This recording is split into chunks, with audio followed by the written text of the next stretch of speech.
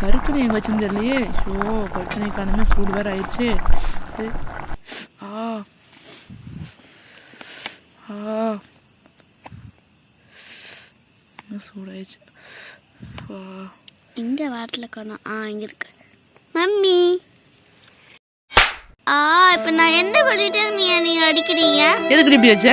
நீங்கள் என்ன ட்ரெண்டிங் பண்ணிட்டு இருக்கீங்கன்னு நினச்சிட்டேன். வெங்காய ட்ரெண்டிங் பண்ணுறாங்க.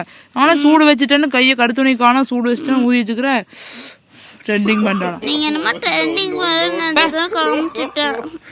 ஆளை மணி வரப்ப சூடு வச்சுட்டேன்ட்டு இருக்கிற ட்ரெண்டிங் பண்ணுறாங்களா?